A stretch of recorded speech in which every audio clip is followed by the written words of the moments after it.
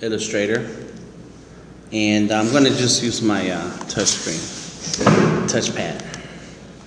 Let's do the touchpad. All right, so let's find the image, the GA. I have my logo. It's a regular JPEG sitting inside Illustrator, and I always go through this process where I turn down the transparency on that layer so that it can dim it down a little, and I do my new work in a second layer.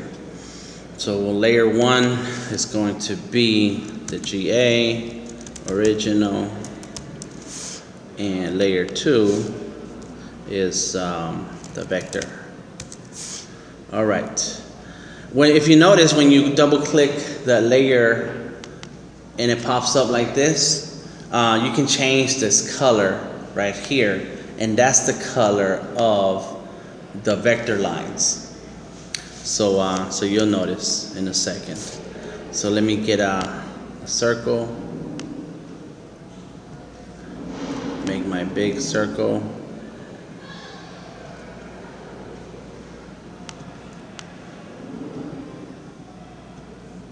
Get the cover.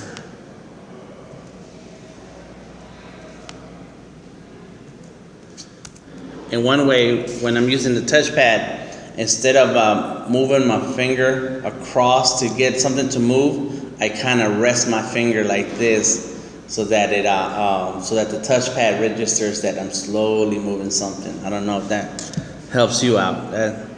Sometimes you just want to move just a little tiny bit. All right, so that's my circle. Good. Turn it off. Click the eyeball, it's gone. And I'm gonna look up what that friend of mine said, what to do here, but I'm gonna do it my way. And let's see. So the option key, click and drag, and I can change the color so that I can see my little circles. I can move them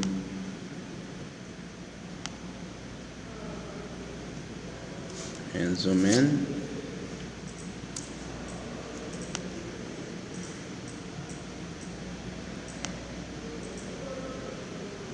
I know people that all they use is a touchpad.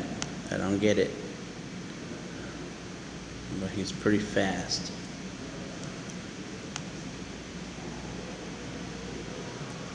I guess it could be faster if I had a mouse and a tablet.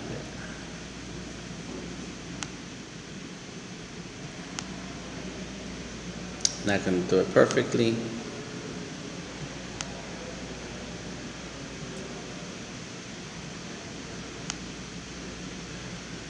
My computer's complaining.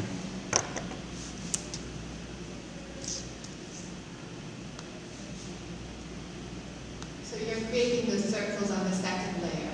Yes. Yes. But you turn the original, the big circle off. The big circle off. That's right. Big circle. I just turned off the eyeball. So you don't see it. That's correct. So it's not in my way. But I did that first because I need that in the bottom. I could have done it second, and then switch the layers so that this big circle would be in the bottom. But it's your preference. Come on, let go. All right. So now that I have my circle, I turn on my big circle. Done. Select everything. I do Command A to select everything that's in that layer. That's why we work in layers, so that I know that everything else is locked away and I have everything in this layer selected. Then I get my Pathfinder and I'm gonna subtract, and I can change the color so you can see what we have. There you have it. Done. So now I'm gonna grab this layer and turn that and lock it and turn it off. Get me, and as a matter of fact, it should be the wheel. Yeah, let's call it the wheel. So when I turn the eyeball, So I did this. Now I'm going to do the A because it's the easiest. I zoom in with the command plus because I need to be able to see. And then I can click, just click all the way around. You can try to be accurate if you want, or just do it. Just do it. And then get my direct selection tool, the white arrow, so I can select the top, and I can even out the top points. I'm gonna even out the bottom points. Now you clean up a little bit, you know. It's okay not be accurate when you're just laying down the points because you have time. There's time to do all that. So now I have to select the two anchors inside the letter A. I can't just click and drag across to select them, so I have to touch them. So what I do is I hover over the anchor and I can see it, and then I click on it. So that anchor selected, and then I hold down my shift button and I select the next anchor. Now I know that those two anchors are selected, and I even them out. Bam, vertical align. And then I can do a couple more touch-ups, like grab this, just touch that anchor point and move it over to the left. And that one, if I do it to the right, is too far, so that it'll stay there. It'll live there. All right, I can go into my layers, and on layer 3, I can turn off the path of the A. I turn that off so I can see behind the A and see the size of my circle. Hold down the shift button, click down and drag. There's my circle. And let me set it where I want it, where I really want it to be. There it is, that's close. Then turn on the other part of the A. And I can do two kinds of selections. I can click down and drag across like this, and I have to select those two paths. Or I can, in my layers, I can click on the right side in that circle, and that means I selected the A path.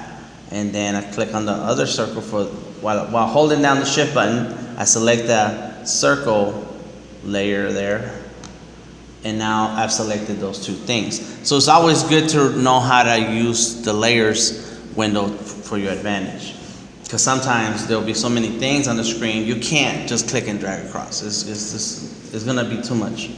So now that I have that, here we go. Now we use the Pathfinder tool again, and we subtract. Bang. Done. So now we have the hole, and I can change the color of the A just so that we can see it when I turn on the wheel. There it is. Right? We're getting there. No problem. Now that we see that what's happening, we click save, and we call it GA vector. Done. All right, so I'm gonna turn off the wheel again, turn off the compound A on the third layer, because this is gonna be the GA text. Done. But the GA layer is still on, the eyeball is still on, and it's active, so I can do other things there now. Lock the wheel up. All right, time for the G. And that's when sometimes you have to zoom in and see what you're going to do here. So it's a tap and a tap, right? And done. Now here's going to be a tap. While holding down, you drag, and you drag out the handle and let it go. It's done right there. Then you pick up your pen tool and move it over to another part of the curve, and you click down and you drag across. Where you're dragging to is not the direction in which the curve will continue. You're concerned about dragging opposite of where that line is starting to appear.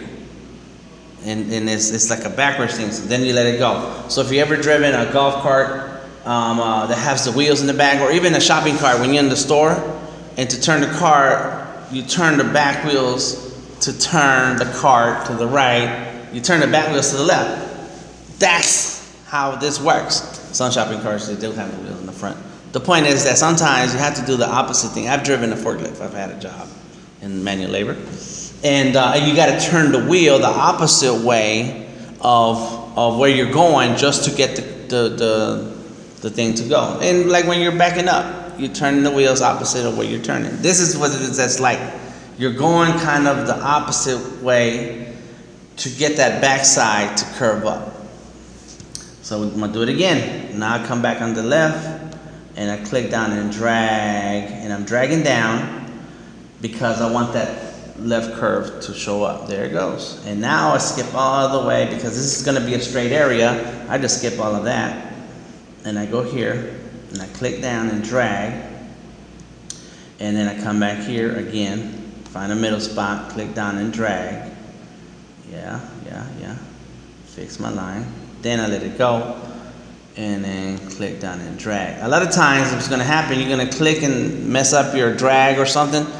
Undo. Don't delete it, just undo and go back. And then just fix what you were doing. Click down and drag, and this side is a little bit better than the other side. And now I go here. And at this point you're like, but Dan, I can't see what I'm doing. No problem, change the colors.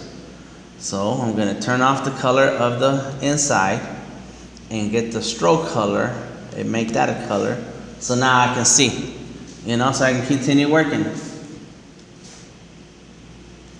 And there's a key to making a straight line. Sometimes that when they're vertical or horizontal, and that's to hold down the shift key. So if you already have one point and the other point you want it to be directly in line, you hold the shift key down, and no matter where you go, it's going to it's going to make a clean line. So those are little tips. So I can do again the shift key right here, and again the shift key right there. I can do the shift key right here, and then I would go here and I would curve out, get my curve. I'd go here, get my curve, go all the way up on top, and I can hold down the shift key. Bam. So now I know that's a straight line. These are little things that help you along, but first you have to figure out the pen tool, and then now I can do the other curve right there. Just go, got it. And then the other curve right here, and it's off. I can already tell it's off, and I have to come back to it, no problem. And then done. So I knew when I laid that point down that was going to be crooked. So now I clean up the stuff I left behind, and I'm not going to remember everything, so I'm going to just go for what I remember right away. So I'm just going to slowly turn this over to the left till I got a cleaner curve, and that's all I did. I wanted this thing to do it by itself, but it didn't. I can clean up with my pen tool, the other pen tools that are there. And this one is the anchor point tool, so make sure that some parts don't have any handles, just so that it's a cleaner curve. The less handles, the less anchors you have, the cleaner the curve is going to be. That's it. It's just going to be better. So now I go like this, and yeah, that doesn't look too bad. Oh yeah, so I can see a bad curve right here, and that is because of this. And so I go move this handle back a little bit more, and my curve on the right, it starts to look a little bit better because the curve on the left looks good. So you can start, because you want to still better but not right. And I know what it is. I know what it is. It's this handle here. There's like a bulge here. And now I need to bring this handle back in. There it is. Straighten that out, and it's better. Still not right. And then you zoom out.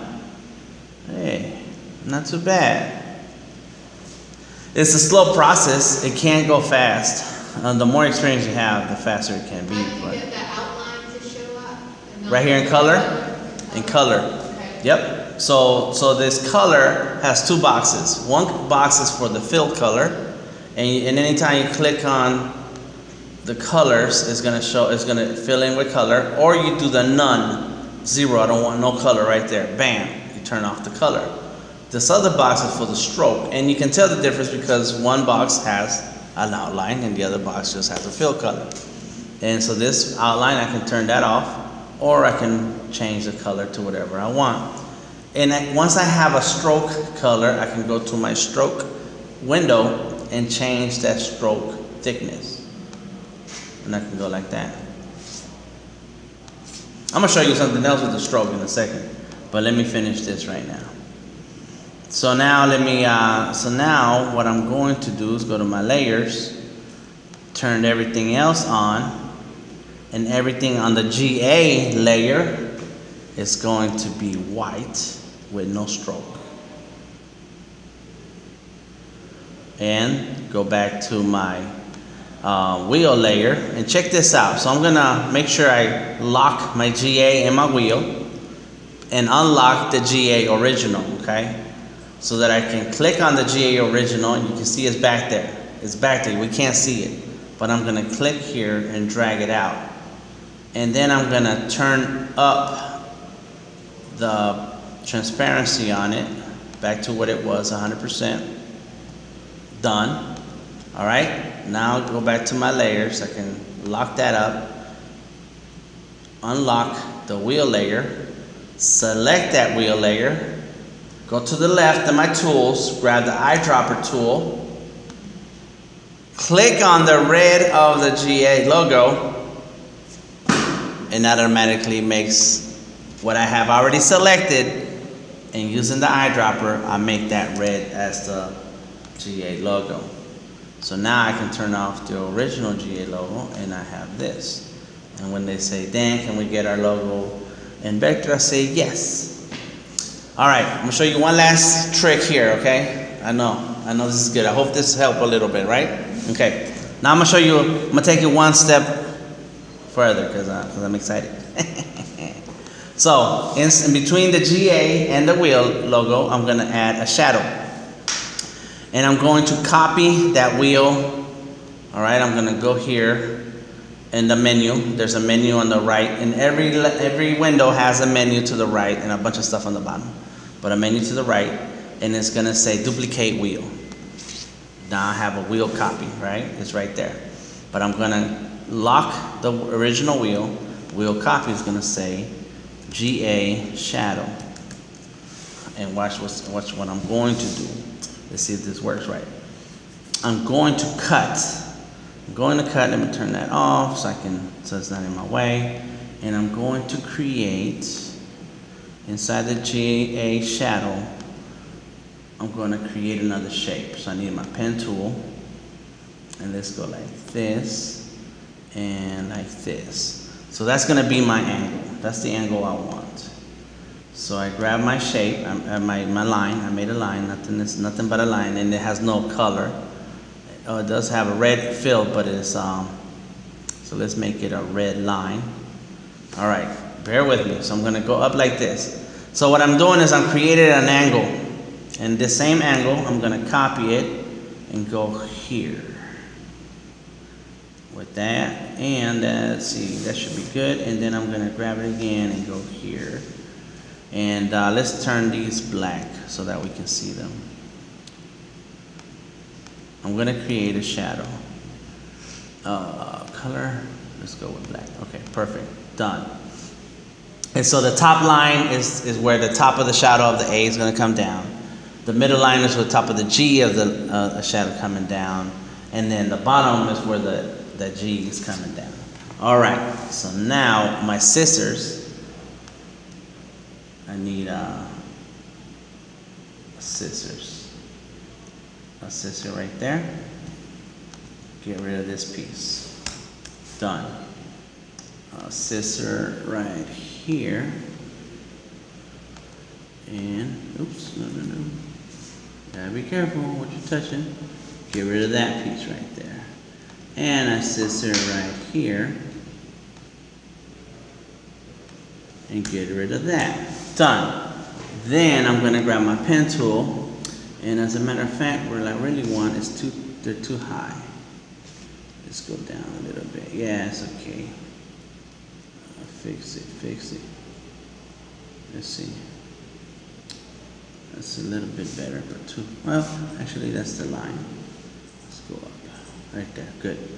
Just making sure it looks a little bit better. There it is. That's good. Okay.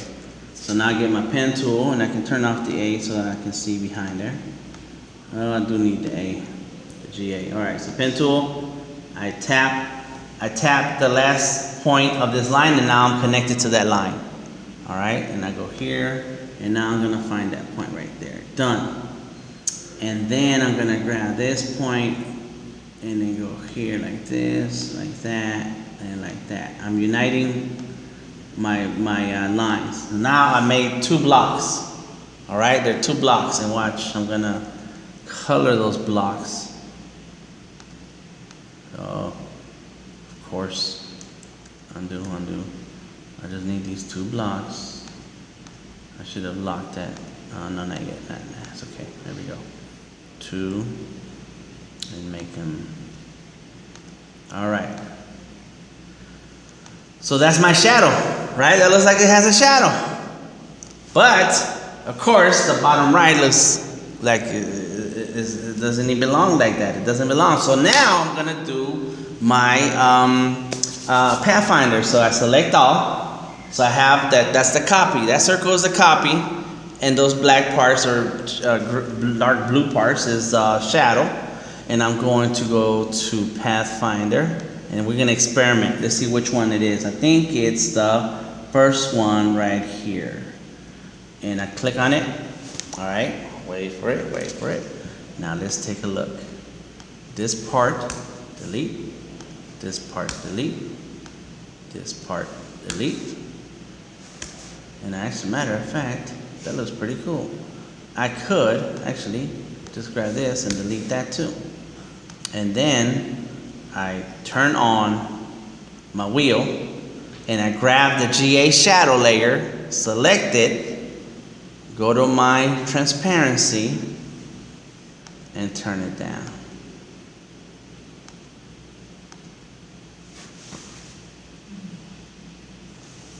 And I save. How cool is that?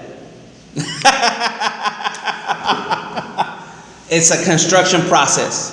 But that's advanced. Well, it is a little bit, yes. Now you're layering. See, you're starting to do layers. That's the whole point. You know, when we say layers, it's like building, putting together a building. You know, you cannot have the second floor without the first floor, without the foundation, without, you know, you build on top of itself, little by little. And I did the lines first because I needed to have the same angle. I was not going to try to match the angle. That's crazy. Just copy the same line. So now I saved, yep. And I unlock these things and I turn on the old GA logo and I look at it and I can grab that layer where the original GA logo is and drag it to the trash can. Say thanks, goodbye. Save. Now that it's saved up, I export. And I want to use the PNG because I want a clean, empty background. And the name is straight. It changes, the PNG format changes the name also to .png. And I'm going to do 900 just because I want it in high res. I don't know. I may never use it. Actually, because I'm never going to use it, I'm just going to go with 300. I hit OK. So we use PNG when we want the transparent. Transparent background, yes. And now let's take a look at my desktop. And as a matter of fact, let's go like this. And GA Illustrator and GA Vector. It's cool.